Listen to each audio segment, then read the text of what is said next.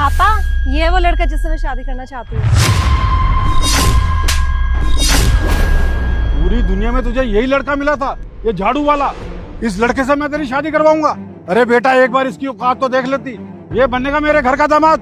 बाबा, आपने मेरी बहन पे हाथ कैसे उठाया? मेरी बहन को मत मारिए, मारना है तो उसे मारिए, इसकी गलती है। इस लड़के ने अपने प्यार के झांसे में मेरी बहन को फंसाया, अब ये शादी करने सपने देख रहा है। यहाँ पे सारी गलती ना इसकी है। मेरी बहन तो भोली है, इसकी कोई गलती नहीं है, इसलिए इस पे हाथ मत उठाइए। अरे इतनी तो अकल होनी चाहिए, जिससे तू शादी करने जा रही है वो पढ़ा लिखा है भी क्या नहीं, एक बार सोच तो ले। अरे उसकी औकात क्या है, क्या काम करता है, कुछ नहीं जानना, बस किसी के साथ भी शादी कर लो। मेरी एक बात को बड़े ध्यान से सुन ले बेटी, मैं मर जाऊंगा पर इस सफाई कर्मचारी के साथ तेरी शादी कभी नहीं करूंगा। बहन तू क्या कर रही है? इस सफाई वाले से शादी करेगी तू? क्यों हमारी नाक कटवा रही है, क्यों हमारी बेइज्जती करवा रही है तू? रोशन तो चुप हो जा, मैं बात कर रही हूँ ना पापा से, मगर बीच में मत बोल।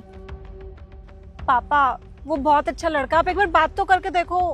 अरे क्या बात करूं इससे मैं, इसकी औकात क्या है मेरे सामने? कल आप एक बार मेरी बात तो सुनिए, आपने इसको थप्पड़ क्यों मारा? अबे ओए, अपनी जुबान को लगाम दे, ये हमारा जाति मैटर है, तुझे बीच में बोलने की जरूरत नहीं है।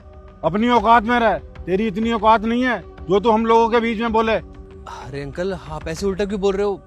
मैं तो आपसे बात करना चाहता था। अरे मैं तुझसे बात करूं?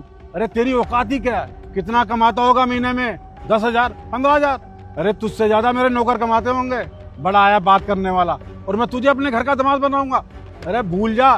अरे कोई बाप ना तुझे अपनी बेटी नहीं देगा, किसी सफाई वाले से कोई अमीर बाप अपनी बेटी की शादी करवाता है? अंकल, मैं मानता हूँ कि मैं एक सफाई वाला हूँ, लेकिन मैं आपकी बेटी से सच्चा प्यार करता हूँ। मैं इसको कभी किसी चीज की कमी नहीं आने दूंगा। मैं आपकी बेटी को बहुत खुश रखूंगा। इंसान को अपनी औकात के अनुसार सपने देखने चाहिए, और तू मेरी बेटी से शादी करेगा, ये ख्याल अपने दिमाग से निकाल दे। जब तक मैं जिंदा हूं ना बेटा, तेरी शादी में इससे कभी नहीं होने दूंगा। देखिए, मैं आप लोगों से प्यार से बात कर रहा हूँ, तो आप भी मुझसे प्यार से बात करिए। मेरे साथ बदतमीजी मत करिए आप लोग। बे ओए, कम बोल। शुक्र मना यहाँ पे अपनी बहन के साथ आया हूँ मैं, वरना अगर मेरी बहन यहाँ नहीं होती ना और तू इतना बोल रहा होता, तेरी जुबान खींच लेता मैं।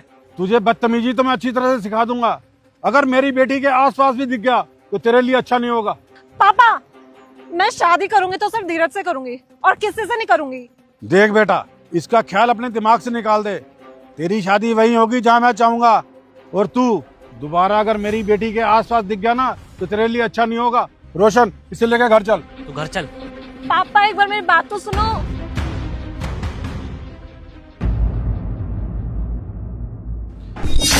मैंने आप लोगों को ज्यादा वेट तो नहीं करवाया?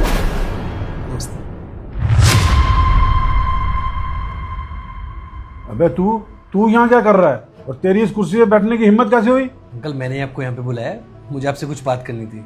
तेरी औकात भी है इस कुर्सी पे बैठने की? मैं इस कंपनी के मालिक से मिलने आया हूँ, तुझसे मिलने नहीं आया। चल उठ यहाँ से, निकल, अपने मालिक का भेज। अंकल, मैं यहाँ का ओनर हूँ, धीरज दीक्षित।